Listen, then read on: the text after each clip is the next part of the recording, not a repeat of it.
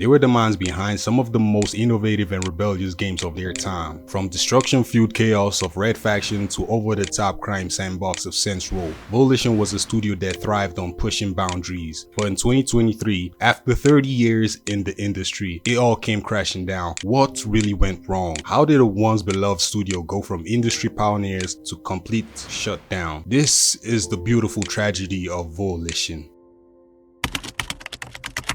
Volition's story begins in the early 90s when Mike Kulas and Matt Toshlog founded Parallax Software, their first major project, a game unlike anything the industry had ever seen before, Descent. Released in 1995, Descent was a groundbreaking 3D shooter that let players move freely in zero gravity. It was an instant hit, proving that the small studio had something special. But in the heat of the moment, Parallax split into two. One half became Outrage Games, and the other, led by Mike Kulas, became Volition, a name that would soon become legendary. Volition wasted no time in making a name for itself. In 2001, they released Red Faction, a first-person shooter that introduced something revolutionary: geomod technology. For the first time, players could destroy walls, floors, and their entire structure in real time. Needless to say, it was ahead of its time, and Red Faction became a cult classic, leading to an even bigger sequel. But it wasn't until 2009's Red Faction Guerrilla that Volition truly perfected destruction-based gameplay. With fully destructible buildings and open-world mayhem, Guerrilla became a fan favorite. But while Red Faction was a success, it wasn't Volition's biggest franchise. That title belonged to a very different kind of game. Now, in 2006, Volition took on Rockstar's Grand Theft Auto with their own open-world crime saga, Saints Row. While the first game played it relatively straight, it laid the foundation for something far more insane. With Saints Row 2, Volition doubled down on personality, humor, and player freedom.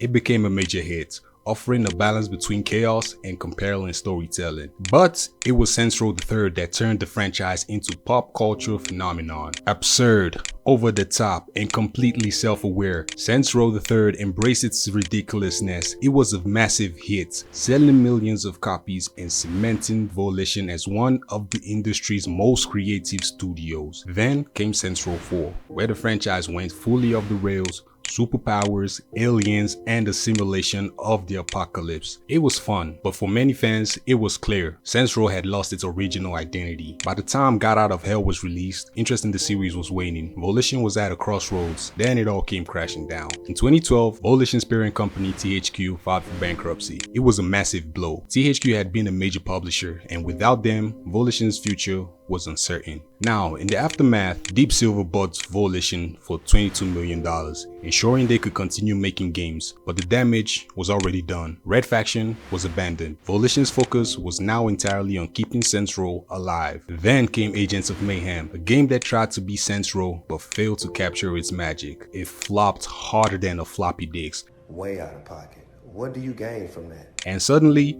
Volition was no longer the industry leader it was once termed to be.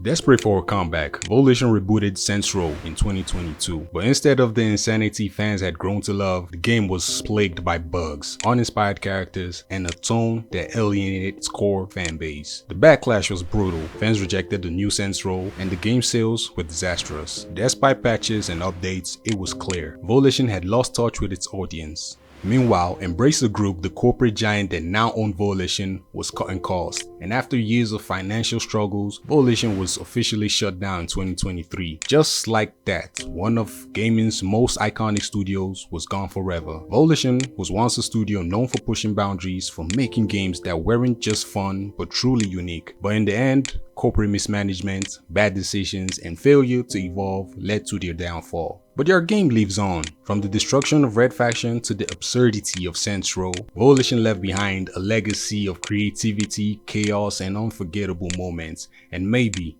just maybe, their spirit isn't gone forever. Let me know what you think. What was Volition's biggest undoing? And I'll be waiting for you guys in the comment section.